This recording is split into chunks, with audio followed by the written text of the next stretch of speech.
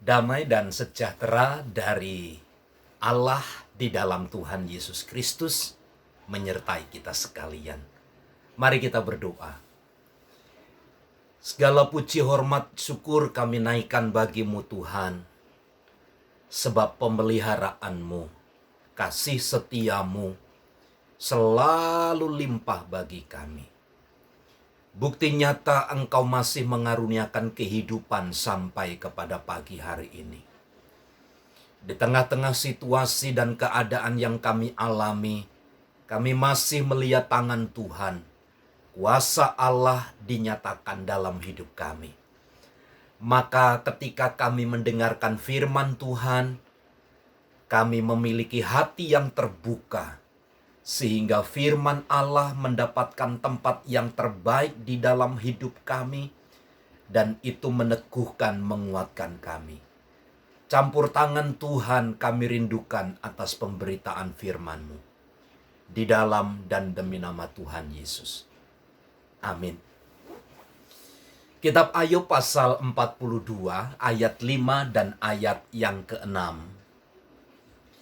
Hanya dari kata orang saja aku mendengar tentang Engkau, tetapi sekarang mataku sendiri memandang Engkau. Oleh sebab itu aku mencabut perkataanku, dan dengan menyesal aku duduk dalam debu dan abu. Dalam semua kisah perjalanan hidup,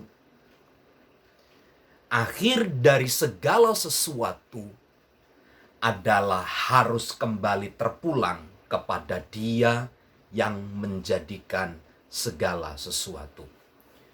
Maka Paulus mengkonfirmasi pernyataan ini dengan berkata, segala sesuatu adalah datang dari Dia, oleh Dia dan bagi Dia kemuliaan sampai selama-lamanya. Kisah perjalanan Ayub yang merupakan perwakilan dari kisah perjalanan hidup kita di dunia ini, semuanya juga harus kembali terpulang kepada Dia. Nah, di dalam ayat yang kelima jelas, hanya dari kata orang saja aku mendengar tentang Tuhan.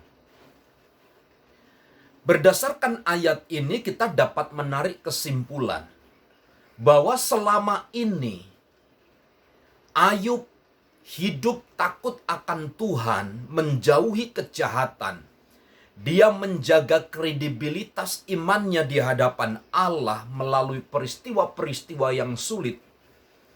Rupanya pendengaran tentang firman Allah itulah yang meneguhkannya sampai dia mengakhiri segala sesuatu. Namun Bapak Ibu Saudara, proses-proses hidup yang dialami oleh Ayub kemudian membuat dia memiliki kesimpulan yang baik tentang Tuhan. Setelah segala sesuatu dialami, dia sekarang berkata, mataku sendiri memandang Engkau. Artinya, semua kesulitan, semua keadaan yang kita alami, segala peristiwa-peristiwa hidup yang terjadi dalam hidup kita adalah semua harus sampai kepada sebuah pernyataan begini. Sekarang mataku sendiri memandang Engkau. Artinya semua kenyataan-kenyataan hidup itu adalah sarana untuk Tuhan menunjukkan jati dirinya dalam hidup kita ini. Jadi, dalam kita melihat, memandang situasi, harus sebagaimana Allah menempatkan keadaan situasi itu sebagaimana porsinya. Lihat, dia nyatakan dengan segenap hati, dulu hanya dari kata orang aku mendengar tentang Tuhan, tentang keajaiban, kemuliaan kuasanya. Tetapi sekarang mataku sendiri memandang Engkau. Sekali lagi, akhir dari kisah harus semua terpulang kepada Dia yang menciptakan segala sesuatu. Buktinya apa? Sekarang mataku sendiri memandang engkau. Ada sebuah atau dibarengi dengan sebuah sikap atau perubahan hidup. Ayat 6 jelas. Oleh sebab itu aku mencabut perkataanku. Tentang apa ini? Segala keluh kesah mulai pasal 3, pasal 4 itu. Semua keluh kesah tentang kejadian, tentang kelahiran, tentang orang-orang terdekat, tentang orang-orang sekitar yang menyudutkannya. Dia berkata menyesal, buktinya apa? Duduk dalam abu.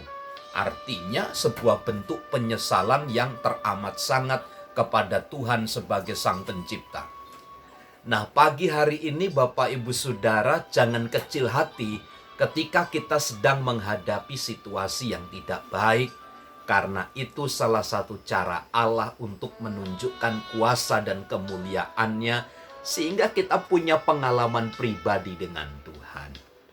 Selamat pagi, selamat beraktivitas. Tuhan Yesus memberkati. Salam.